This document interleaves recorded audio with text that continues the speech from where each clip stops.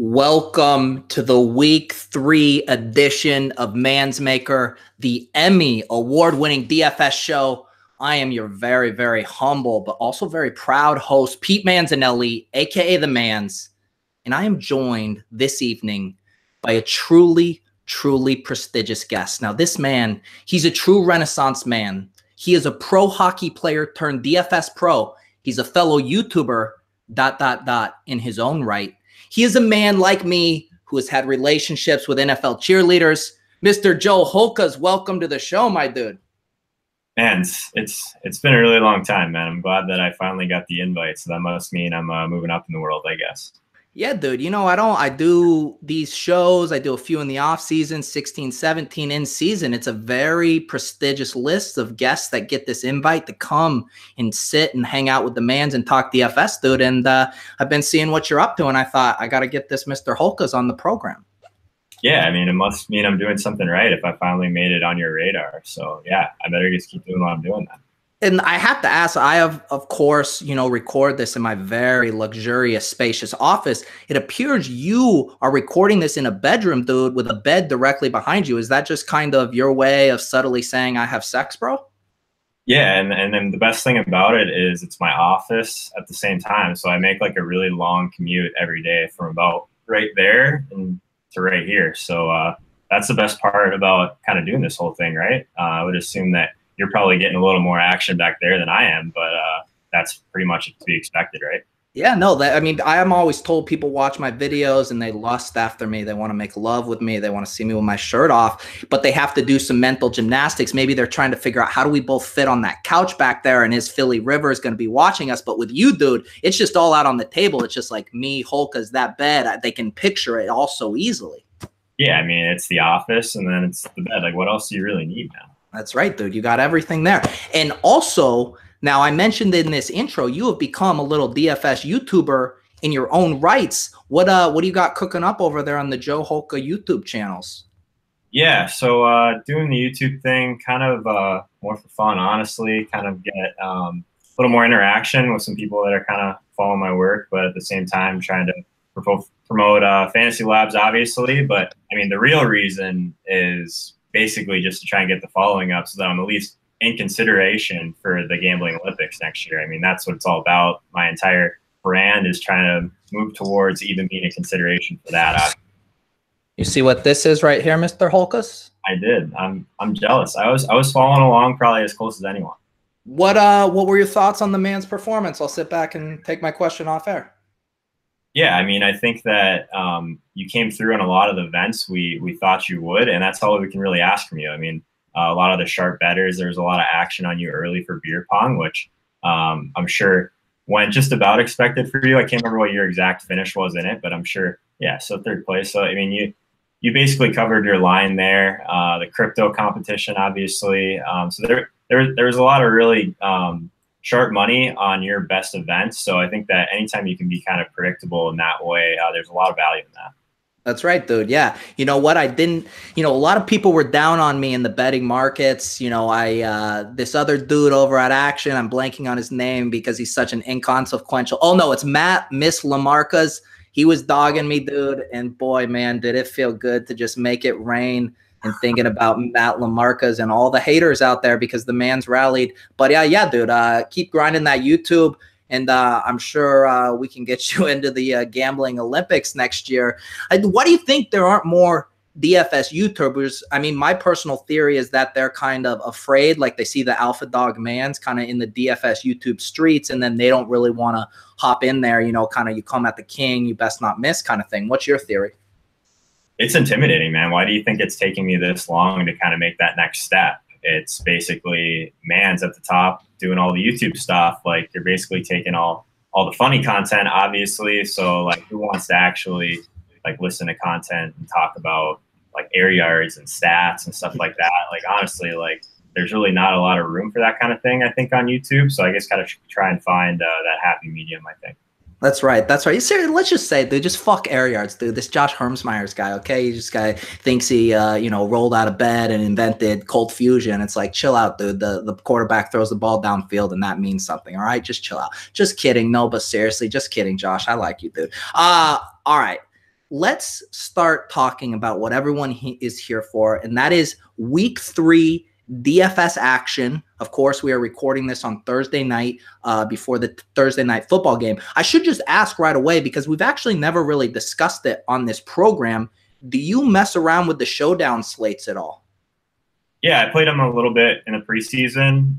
Some success, some not success. I don't know. It's one of those kind of contests that I haven't really dabbled in a ton in NFL, but plan on doing a lot more in something like NBA. I think it's a little bit more of a crapshoot in NFL. I think there's small edges to be had, but there's just like so much like touchdown variance game to game that like if you don't end up with the right captain, you're basically dead as far as taking anything meaningful down in a GPP, in my opinion. So just another way for the sites to kind of keep that rake train churning, I guess. But yeah, I think the games are fine. I'm really excited to try it in NBA actually, and probably a little bit of NHL as well. Yeah, no, for sure. It's definitely piqued my interest. Tonight, they have $1 million contest, $200,000 up top. So some decent money. I know some of the criticisms are there's a 100-way tie for first, because there's not a lot of different creative ways to make a unique lineup. But, it's if you can get that kind of prize pool on a Thursday night, it's something's working, I would say. Yeah, I mean, especially the game we got on tap tonight. I think that'd probably be the only reason for taking in 1 second of that game, right? Yeah, no, exactly. And you know what? This is a little tip for you guys. I'm giving this one on the Manz, dude. David Njoku's in the captain slot. Blow up games coming. Just calling my shot. What do you think of that? My prop, I got him on the over I think 30.5 yards, something like that. So I'm with you on Njoku. He's got like 14 targets through 2 games, and he's done basically nothing with it. So it's got to happen at some point, right? Right, and I mean, Jarvis Landry's expected to play, but he's a little banged up coming into this week. I think Cleveland has a nice game. So yeah, David Njoku, let's see what he can do. But yeah, let's. Most people will probably be catching this after the Thursday night game, so we will not belabor that too much. I am curious though, what is your typical game selection? Because I know you've been reviewing this 1060 tournament on DraftKings, I believe a 550 in that range on FanDuels, and you said that comprises a large part of your action. Are you really kind of focusing on some of these larger, smaller field? What other kind of games are you messing around with? Yeah, I basically stopped playing cash altogether in NFL about halfway through last year. More or less just been playing tournaments. So the most success that I've had is actually going up in stakes a little bit. Like I'm not making it all the way to the Thunderdome or anything like that, honestly, but it's more or less trying to target some of these smaller fields. So in the 1K that I've been going over on those reviews, there's only like 40 to 50 people in those. So there's still like 10K up top, so a decent amount of upside, but you don't really need like an insanely crazy high score to take that thing down. And I'm in the market of not having to have a crazy score to make money. I don't know about you, man. So no, I think that in general, those tournaments, they're really sharp, a lot of really good players in them. But at the same time, you can kind of be a little bit surprised on what ownership is on even some of like the chalkier plays. So my strategy so far has just been to kind of tweak a cash lineup, maybe give it a little bit more correlation, but just try and make what I think is optimal, because there's so much of just the crowd in these contests at the higher stakes. It's kind of more of the crowd that's just basically saying like, I'm smarter than you. So there's a lot of kind of off the wall plays that end up being around 10-15% that on the main slate, or at least some of the bigger contests are way more contrarian. So there's actually value in kind of going the other way and going a little bit more chalky and getting ownership kind of discounts on some of the most optimal plays. That's interesting. Yeah, because I've been watching your videos, and your lineups do seem like they are, like you said, primarily a cash game lineup with maybe a few slight tweaks. So even though you've shifted, technically from playing cash games to tournaments, you're kind of applying kind of all that knowledge base of how to approach cash games in these higher stake and smaller field tournaments, wouldn't you say? Yeah, so I mean, at least the main strategy, it could easily not work out, obviously. So if I'm playing most of my action in the 1K, really only need to hit a decent score in that thing once or twice all year to basically break even. So was lucky, at least got third the first week, so it takes a little bit of the pressure off. So that buys me about 6 weeks of entries before I'm kind of back in the red, I guess. But hopefully we just come out of it. It's not just a massive disaster, but that's the plan. That's nice though. You got a little cushion, a little safety net. Maybe you get a little more freaky deaky with those lineups, a little more contrarian, moving your way up to the top. Though I'll be following along. And for those of you guys, I believe this is simulcasting on your YouTube channel, but we will post links to Joe's YouTube in the comment section. Be sure to check those out. I believe you end up putting those up, what, first thing like Monday or Tuesday? Yeah, I'm going to probably do them on Tuesdays. Just kind of depends on other type of responsibilities, I guess, at labs. Whenever it gets out there, it gets out there. Yeah, no, for sure. All right, let's talk a little bit about week 3. I know technically in the kind of cyclical nature of a DFS week, I would say we're slightly on the early side. I'm starting to feel some players become consensus, become chalky, but nothing's quite solidified in the way it gets on Saturday and Sunday before lock. What are your initial, we call this a bird's eye, we call this like a 3,000-foot overview. What are those impressions on this week 3 slate?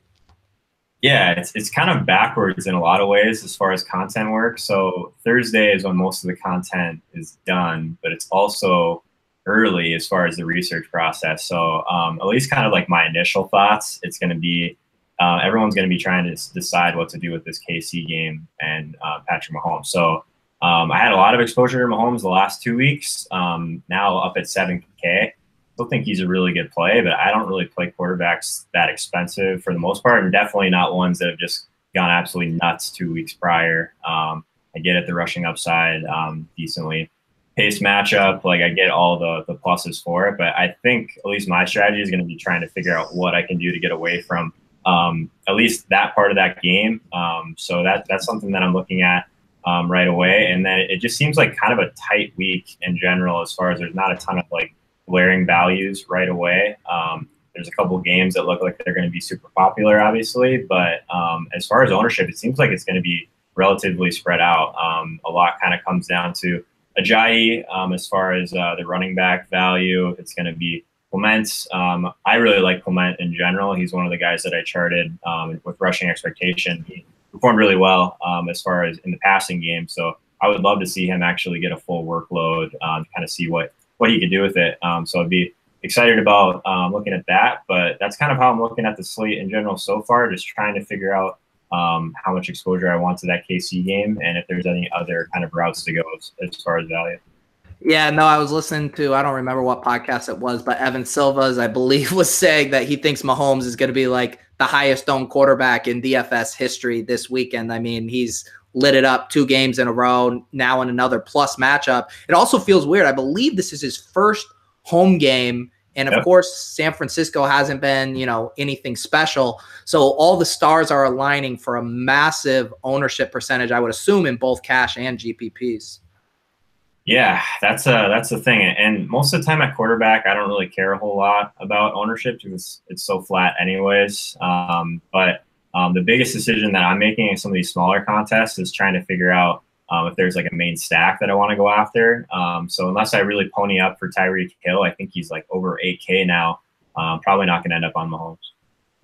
Yeah, no, I think you got to start looking at pivot options. I feel like the consensus, everyone's a little down on Jimmy Garoppolo. I think heading into the season, he was a guy that people wanted to have that kind of Mahomes type leap where he had looked so good in the small sample sizes. The weapons look good on paper, but it just hasn't been there. So 2 questions. What is your outlook on, Garoppolo just in a larger sense, but then also maybe as a way to get kind of low owned exposure in a shootout type game without playing Mahomes? Yeah, I mean, that's something that has led me to Mahomes the last 2 weeks is trying to target the other side of a game that is expected to be super chalky. I think that's a really strong option in tournaments, Garoppolo especially. So last week, it was kind of between him and Mahomes, and on my main team, for me, I ended up going with Mahomes just because of the rushing stuff. But I didn't love that team in general just because I was kind of lacking correlation. But Jimmy G in general, a lot of like kind of metrics like line up for him having being in a really good spot. And if he was popular last week and people are kind of off him this week, like how many times do we see like the week after Like, so Kittle, for example, he's just a chalk last week. Like, he'll probably score this week when he's like 5% owned or less. Like, it's kind of how DFS works. So Yeah. I really like the idea of going back to Jimmy G in this game, just on the other side of a game we expect to be high scoring. And if Marquise Goodwin's back, I think he's another guy you can pair Jimmy G with, and should be a lot more unique than just firing at these KC guys that have just been going nuts. Yeah, and one other thing that's kind of interesting, one of the big things that everyone liked talking about with Garoppolo was his rapport with Marquise Goodwin, who, you know, came out of week 1 early with an injury, missed week 2. Looks like he might be back. So that could also be a positive indicator for Garoppolo kind of finally putting up, say, a top 5 QB performance that we've been hoping for. Yeah, we actually have a new metric at Labs that I've been kind of using quite a bit. It's called leverage score. So it takes into effect ownership and ceiling. So trying to target, I look at it for wide receivers a lot. And then if I'm making late swaps, so like basically lower owned guys that still have a pretty high ceiling. And Marquise Goodwin is our second highest leverage score of the week, wide receiver. So if he ends up being as low owned as we have him right now, could be a decent option in that game that's not quite as popular. Yeah, why don't you talk a little bit more? You mentioned the leverage score. If people haven't messed around with the Labs tools, the models powered by Sean Corners, aka the odds makers, aka a guy who finished underneath me at the Gambling Olympics, there's some interesting tools in there for identifying good players to roster in DFS. Although I could see from someone's perspective that didn't have as big of a brain as me that it could be kind of overwhelming. You know, they have the pro trends, we have a rating, you know, we also have the median, the upside, the downside projections. What if you're in those Labs tools, where's the best way to start just to try to use those to build a successful roster? Yeah, so I can understand as well for people that don't have a brain as big as yours that it might be a little bit overwhelming. But for sure, I think the first thing that you can kind of start with, even before you get into the models, we have a page that actually looks at all the contests and you can kind of get an idea of ownership at the different stakes. So in general, if you're seeing higher ownership at the higher stakes, it might have been a sharper play than if they're lower owned at the lower stakes. So we have a page for that. We have a page, obviously, you mentioned the trends. We have pro trends that are already built that guys like CSU Ram Bales have gone through and kind of found historical value. So you kind of start at the pro trends and then kind of tweak them for some different things that you're testing. Maybe you want to check and see if Big Ben splits on the road are still a significant thing. You can do that in the trends tool. So just from a research perspective, it's awesome. The models are great just because, like you said, the projections are pretty much the best there is with Sean Corner. So projections is kind of what makes the model tick, obviously, but just some of the stuff like the ownership and the leverage score now is just super valuable. So like even halfway through the day, if your lineups are behind, the first thing I'm doing is going into the Labs and sorting by flex and seeing where I can actually gain leverage on some pivots. So that's something that people probably don't do enough of.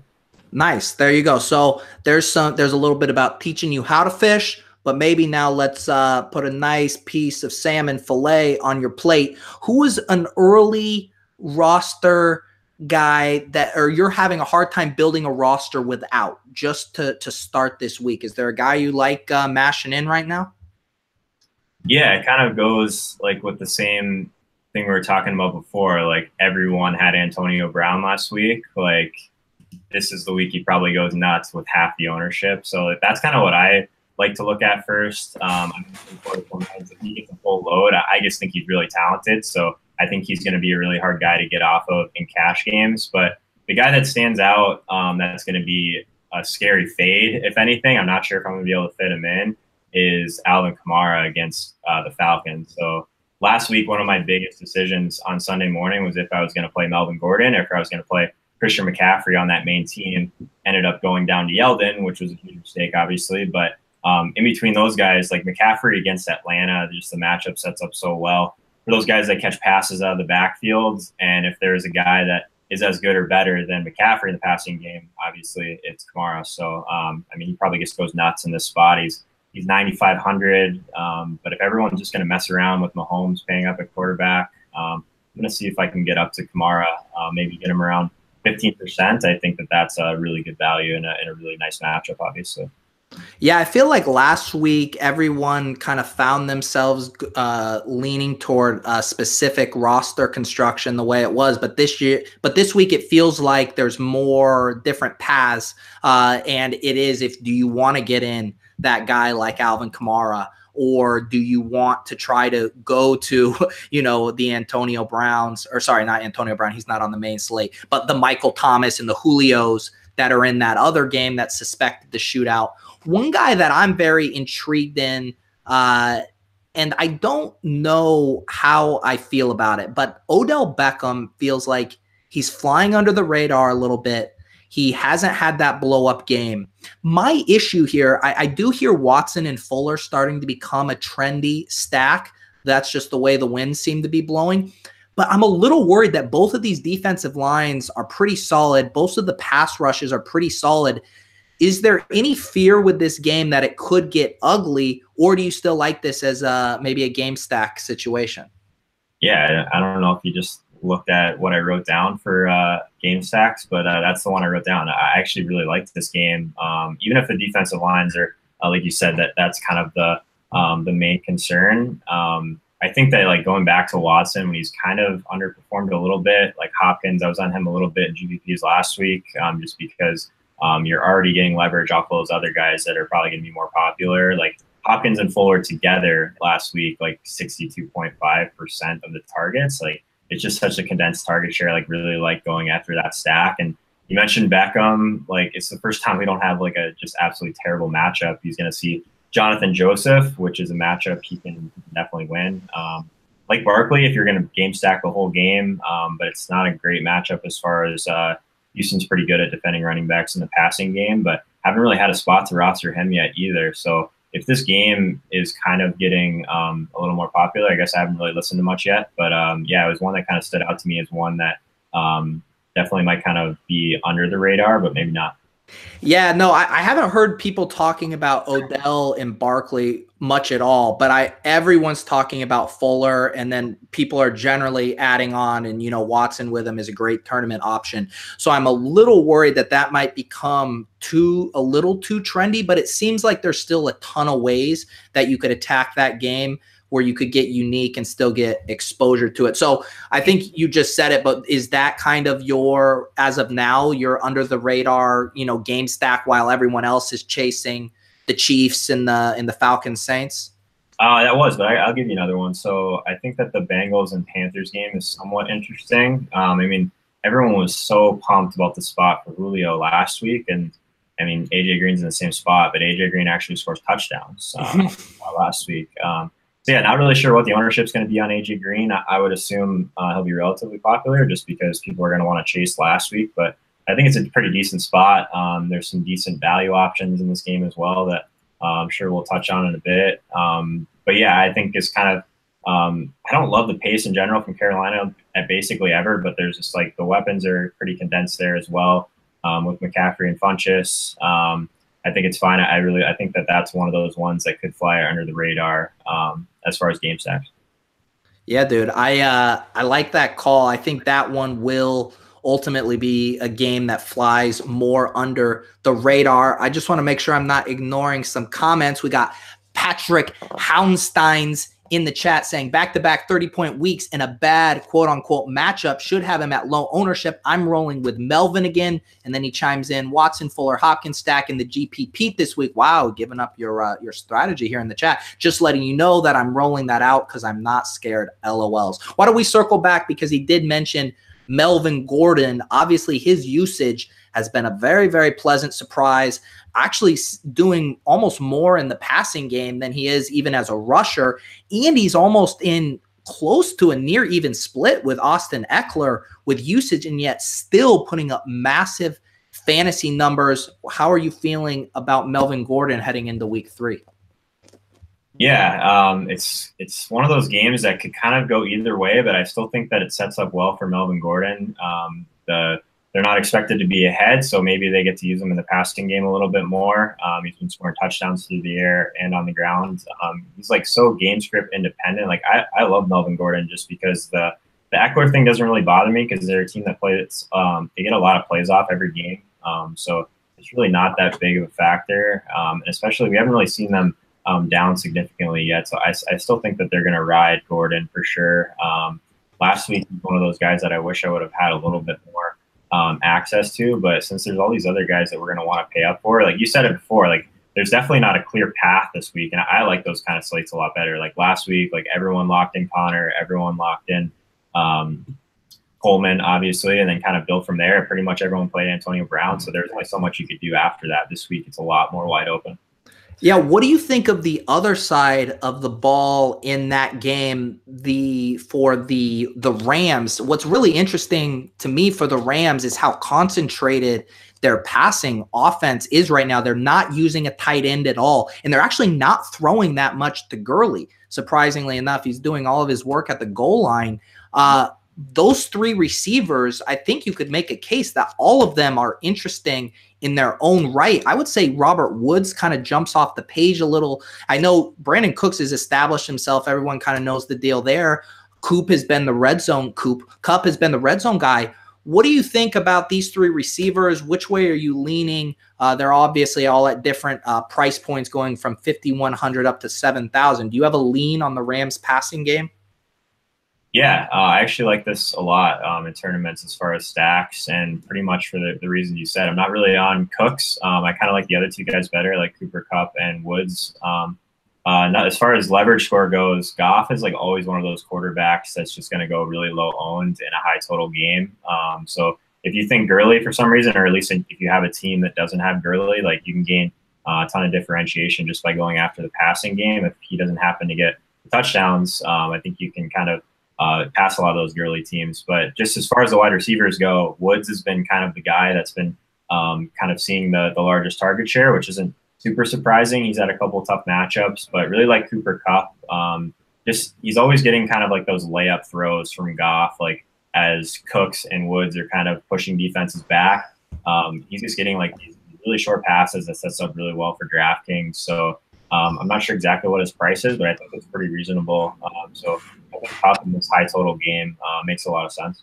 Nice. Yeah, I like that. Why don't we start going dumpster diving right now? This is a new segment I want to unveil on the Manz Maker Show. We call this the Stone Min Nuts.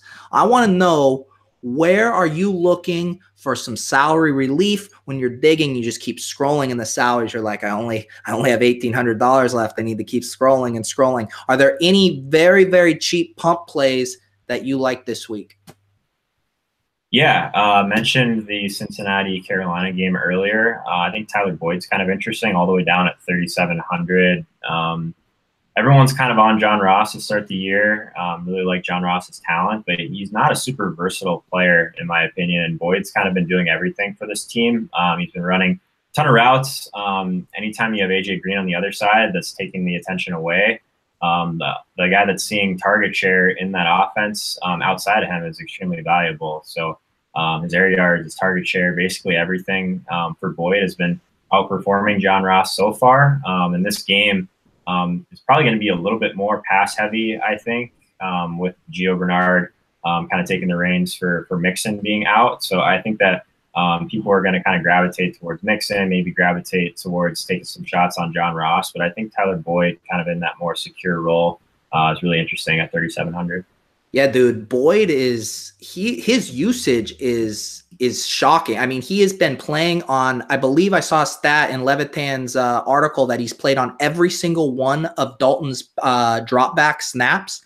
And he also has, I believe it was other than Diggs stealing, one of the highest market share combinations with the other top receiver on the team. So, I mean, he's right there with AJ Green, commanding a lot of targets at, I believe it's 3,700.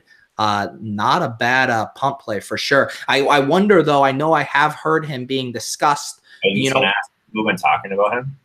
Yeah, I mean, Levitan led off the week talking about him, and I'm starting to hear him discussed as, I believe, like if I had to give him a comp to last week, I would say he's this week's Dante Pettis, if that makes sense. The week before, he's the Keelan Cole. So, exactly. Yeah, I probably won't play him. But yeah, I think he's fine. Yeah, he's fine. I'll give you guys my Stone Min Nuts of the week, and this is This takes some balls here, but my dude in the backfield, we talked about the Falcons Saints being a popular, high-scoring affair. Ito Smith is $3,000. And obviously, Tevin Coleman's the lead dog there, but this situation wasn't like the James Conner taking over for Le'Veon Bell situation where he's getting the exact same workload. No, Tevin Coleman kind of slid into the Freeman side of the timeshare, and Ito's picking up where Tevin left off, getting 35% of the work. If this game does shoot out, if Tevin remains incredibly popular, Ito is a nice way to save money and get exposure to a game. What do you think about the nuts on that pick? Yeah, I don't hate it. When I saw this, first thing I did was sort by our projected plus minus, which is basically kind of their projected points and then their salary. And Ito Smith's in like the top 4 for projected plus minus at running back. So, I mean, he gets you 10 points, you're there, right? Like you can do so much more with your team if you play him at 3K. I mean, I think it's thin, obviously. I don't think I would do it on a main team. But yeah, I mean, if you really want to jam in all those guys we were talking about before, he's going to get you there. So I don't think That's right.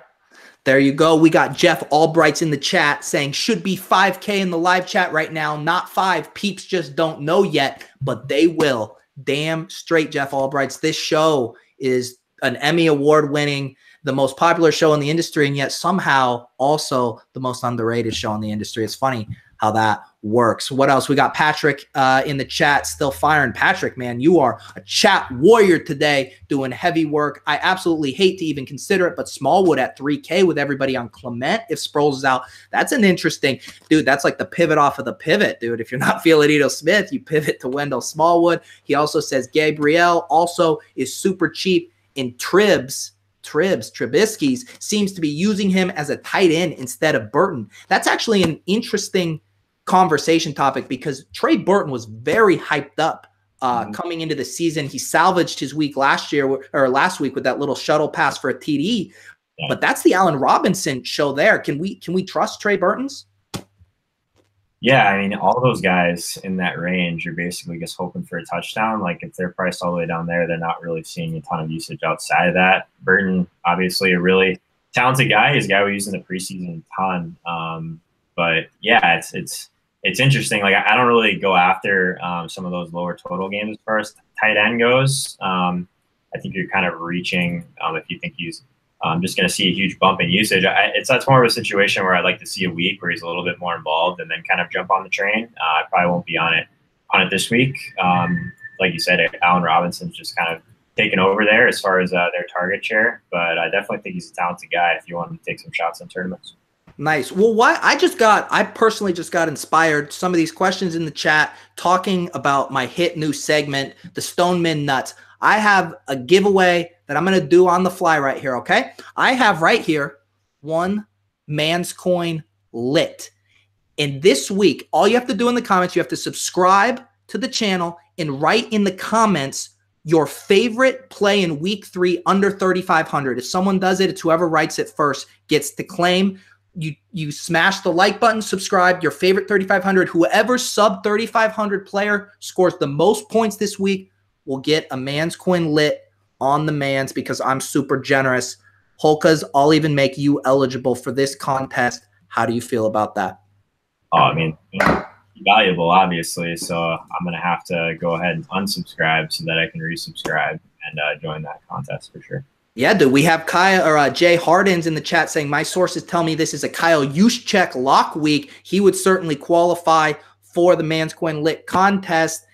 And you know what? Everyone knows I love me some fullbacks, and sometimes they think you're just being tongue in cheek. You don't actually play them. It's just a bit. But no, dude, Kyle Juszczyk is getting the passing work for the 49ers. They're using Breida and Morris almost primarily as runners. If they get down in a game, I mean, Juszczyk could put up a serviceable punt play line, and he could potentially get a goal line carry. What do you think about that? Man, I think we're completely off the rails if we're actually considering something like that. Dude, this is where all the genius stuff happens right here. Man, that's got to be why I haven't won the mill yet. because these are not ones that are on my radar. So I probably need to go back and look at my process. Look, dude, if you want these guys in the 1060 talking about you, you want to know how you do it with a fucking Kyle Juszczyk lineup. All right? That's how you do it. Do you remember? I believe it was was it the Fantasy Football World Championships a couple years back, the $5 million prize. And I want to say Candia had Danny Woodhead in his lineup, which I know doesn't sound that crazy, but I remember at the time it being super, super crazy, and it paid off. I guess what I'm trying to say is sometimes you got to think outside the box to win $1 million. It's fair. I mean, it's outside of my, I think my game for sure. But like I said, I mean, that's probably why I haven't won anything big yet. All right, dude. We got Carl T in the chat just ominously typing one word and one word only, Cowboys. I would assume he's talking about the Cowboys defense, maybe on the road versus Seattle, that leaky Seattle offensive line, some chance for some turnovers there. What do you think about defenses this week? Yeah, defense is kind of a position that I normally target big favorites because that's what we want, just like turnovers and game script kind of going that way. They'll normally play defenses on the road, but 2,200, maybe that's his pick for your contest. I think Dallas is probably going to get you to a lot of those other plays in that range. So one of the big weeks last year in postseason, everyone was kind of on Tennessee at 2K just because it allowed you to do pretty much whatever you wanted to do with your lineup. So, I mean, position like defense, I think you can definitely do that. Wilson takes sacks. They don't really have a ton of options right now. Don't love it, but don't hate it for sure at the price. I just want to pull back, and I want to talk about how I slowly brought you along. I was talking about some plays like Robert Woods, some contrarian plays. Then I went down to Ito Smith, and you were still kind of like, okay, I can maybe see it. And then I dropped the Kyle Juszczyk on you. You're like, all right, I can't abide by this anymore. Yeah, I think that was probably my limit. But yeah, you came on with like a lot of chalk early. Like you really know how to make a guy feel comfortable. That's right, dude. It's kind of what we do. We get the chalk out, we get you nice and relaxed, and then we start to get thinner and thinner and thinner until next thing you know, you're flexing two fullbacks, dude. That's what we do around here. Yeah, wait till you see my 1K lineup this week. I'm going to have one of those guys flying in there out of nowhere. That's right, dude. It's time to make a name for yourself. We're going to get you over 1,000 subs, and we're going to do it with Kyle Juszczyk in a 1060 contest, dude. Book it. All right. I believe it is time for me to challenge you, my guest, per tradition on Mansmaker, to the 69 challenge. Are you familiar with the 69 challenge?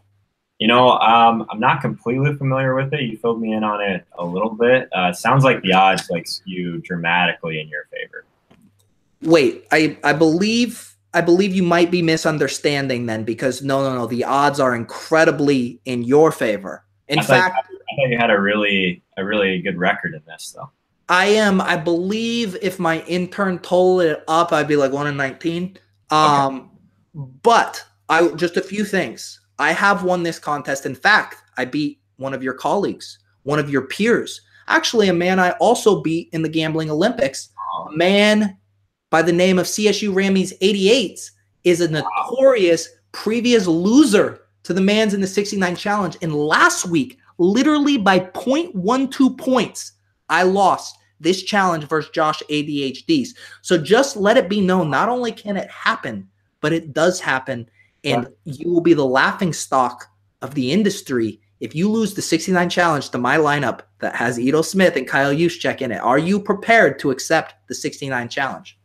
Oh, I 100% accept, but now I understand why you're talking about all these guys. So if you play Ito Smith, if you play Juszczyk, you're automatically taking those guys as your lowest points, most likely, and then you have all this salary to just load up the rest of your team. I know what you're doing. No, I mean, Levitan's brought this up last year about a strategy that maybe I had overlooked, but the point is, no one would willingly play on DraftKings with only 6 roster spots, and that's what I'm doing because I'm a man of the people, and I like to prove. DFS is just too easy for me when I use 9 guys, okay? I like to use 6. I allow my guests to use the full 9, and I try to make magic. I try to make a history. I try to make something that the Disney Channel would want to air on their airwaves.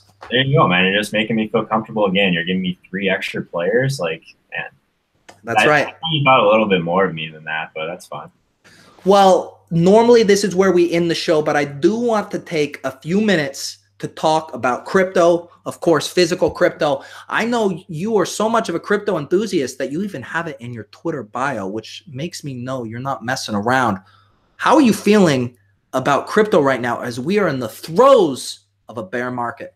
Yeah, the crypto enthusiast thing in my Twitter bio like kind of started out as a joke because like November, December, like so many people were coming out of the woodwork and putting it in there. So I had a bunch of ridiculous things in my Twitter bio for a bit, just kind of left that one in there just because now it's like not cool to have that anymore. So yeah, I was pretty much the typical person that bought the top, got mostly wrecked. Thankfully though, like got out of most of my positions at around 15K or so on the way down, put most of it into Manz coin, which is obviously held up extremely well as far as the Bitcoin comparative. So I think that that's probably saved my portfolio, but we're getting to that point where like I'm about to kind of start firing back in. I don't know if we're quite there yet. I think we probably got a decent drop to go, but man, just every single day I just see my Manz coin just going up in value relative to Bitcoin, and I just like can't wait to jump back in. That's right, dude. It's right. It's really actually served as almost like a tether, you know, one of these stable coins. The market just tanks and Manz coin just stays strong, dude. It is such a strong store of value, but also Manz coin lit is like a strong medium of exchange because there's more of them and they're more transactional and you don't have to put it in cold storage. It's to be exchanged for goods and services. So it really is the perfect coin, the perfect business model. We have Mark Guberliskis in the chat saying, sup, Manz, long-time creeper, first-time caller, need that Manz lit bank.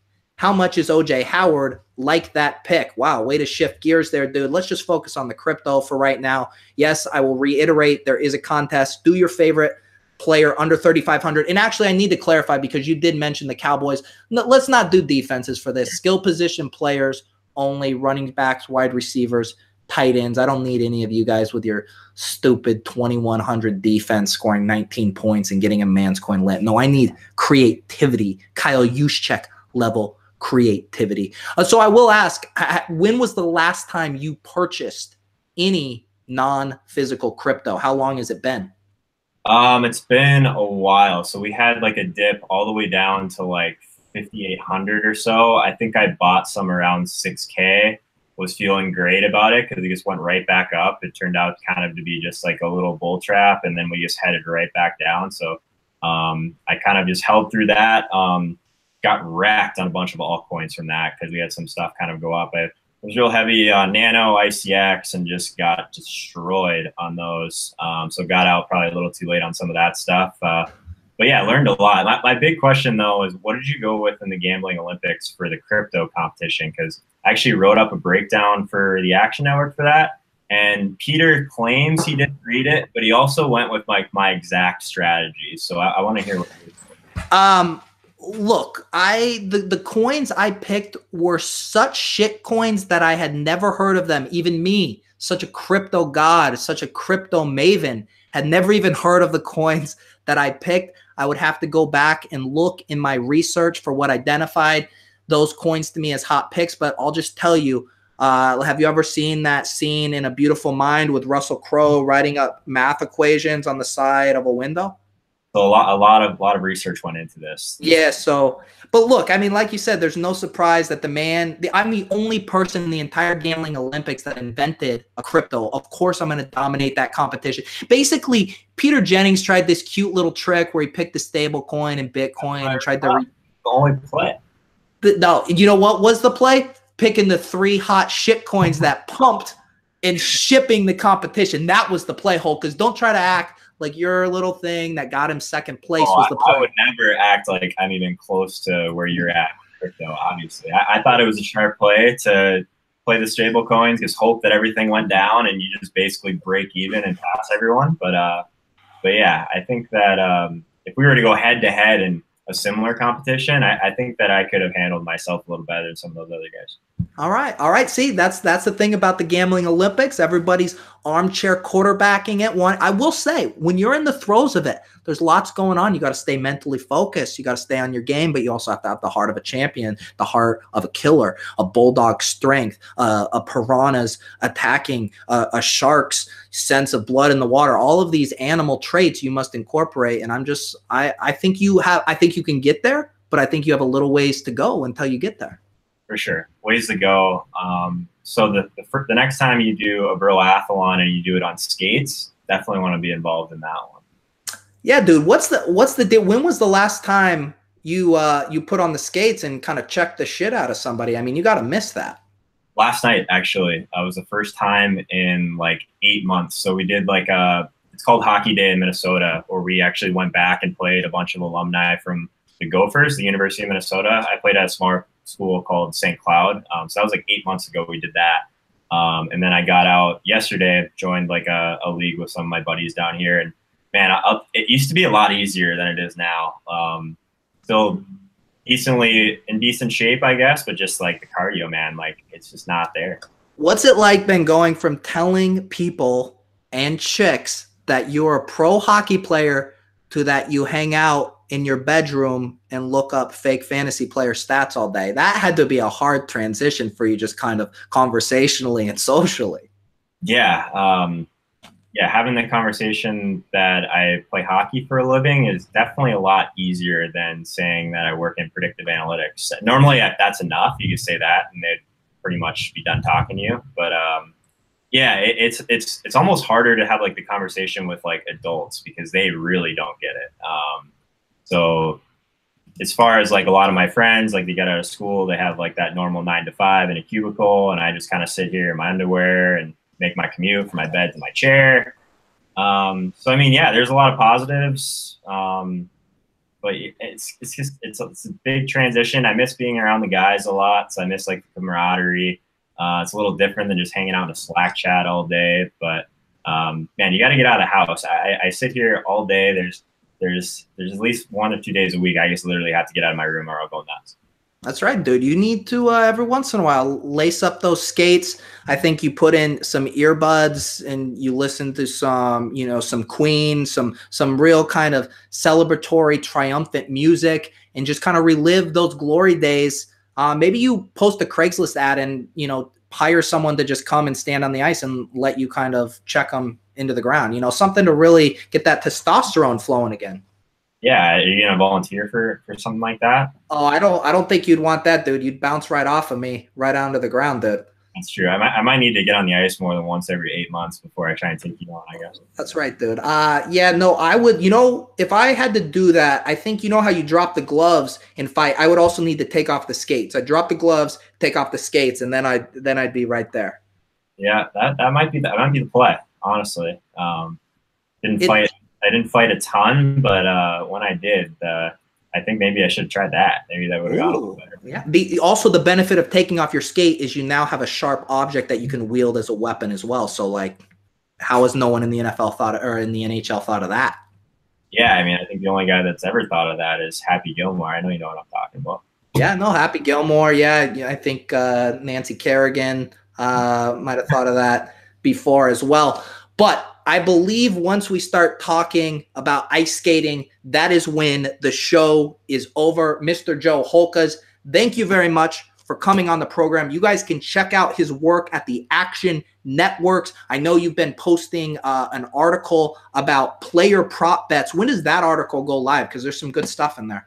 Yeah, doing 3 of them right now. Have a Thursday Night Football one that probably just dropped, and then I have a one that comes out Sunday mornings once all those props go live, and then also one on Monday Night Football. So those are all at the Action Netowrk. Definitely check those out. Like the players props tool is awesome that we have. It's just great because it has Sean Corner's projections, and then it's looking at all these different books and kind of spitting out a rating for some of these props. So it's pretty simple. Like writing the articles, it's like the most simple thing I have to do because I just look for the top rated props and then just try and write them up on my own, the ones that make sense.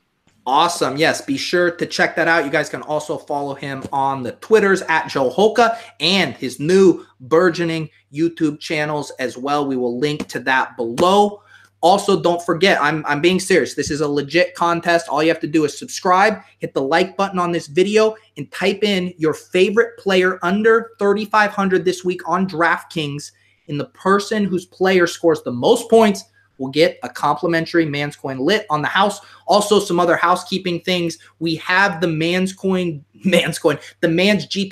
on DraftKings. That's the weekly tournament. I believe there are still spaces available. That link is in the show notes below as well.